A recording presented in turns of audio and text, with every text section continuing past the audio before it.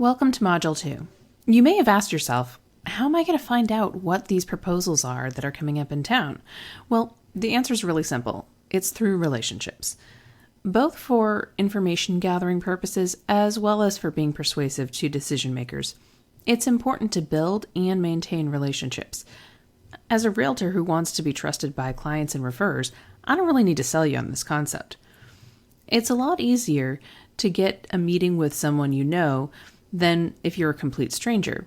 It's a lot easier to ask someone to do some heavy lifting if you're a friend rather than an acquaintance. See the pattern? It's like that old adage, it's not what you know, it's who you know. And the good news is it's actually very easy to build relationships with decision makers. You're probably wondering what relationships with local officials actually looks like. Well, consider your existing relationships. You've got work relationships, friendships, people you know from college or from the running club, and so on.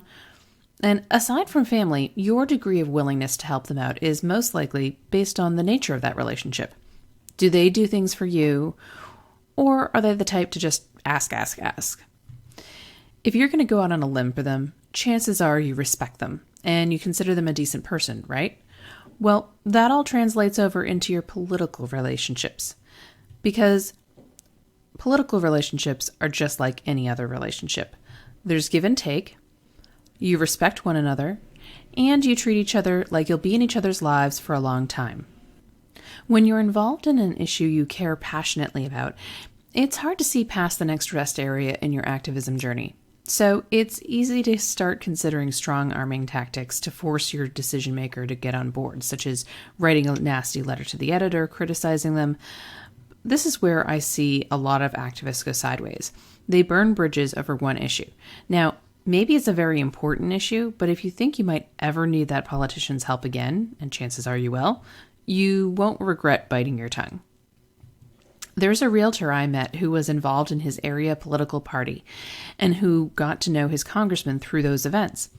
He liked the man, so he started volunteering on his campaigns, and eventually the realtor rose in his party prominence, and he got to know the congressman better. Finally, they became friends.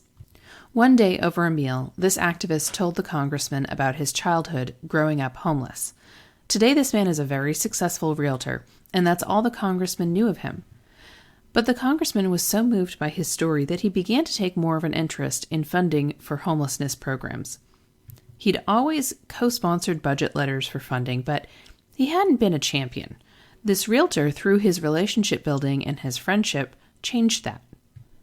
Another thing you might think of in your own relationships is that, in addition to it being a two-way street, long-lasting, and based on mutual respect, there isn't a purity test.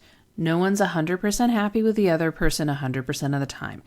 There's room for people to be themselves, but generally, you believe the other is a good person. And politicians will respect your opinions if you respect where they're coming from. Remember, everyone else who's coming to them is equally convinced they're 100% right and their issue should be number one. Next, we'll talk about the how of relationship building with local officials. So, what do you do to relationship build? Go to events where you're going to see the decision maker or town staff. If you show up at just one or two committee meetings or hearings and go up to the staff or the decision makers on the committee afterwards and introduce yourself, you'll start to become a known quantity. Some selectmen also hold office hours. However, this requires getting a bit out of your comfort zone, because it won't do you any good to go to an event if they don't know that you're there. So each and every time you're in the presence of a politician or their staff, go up to them and reintroduce yourself. Remind them that you live in town and where you met them before and what you care about. Very, very briefly. There are also tons of public events that community organizations tend to hold. Usually, if an event is going to have several hundred constituents there, it's more likely to draw politicians. Recently, I had lunch with a lobbyist friend of mine. He talked about how he just pokes his head into the State House offices and says hi to aides even when he's there to meet other people. He said, you don't want them to just see you once a year when you need something. And that's absolutely true. Effective lobbyists and activists alike relationship build by, as simple as it sounds, just saying hi when they're in the neighborhood. Lastly, you can relationship build by recognizing what a great job they're doing. Trust me when I tell you the ratio of ask to follow-up thank yous is abysmal. Most people just call and demand their elected officials take some sort of action. They rarely let the decision maker know that they saw how they voted, and if it's the way that they wanted, it's an even smaller number who say, thanks. So this translates into a relationship building opportunity for you. Take a moment now to consider what events you might go to over, say, the next 3 months. You can jot down some ideas on your My Town worksheet.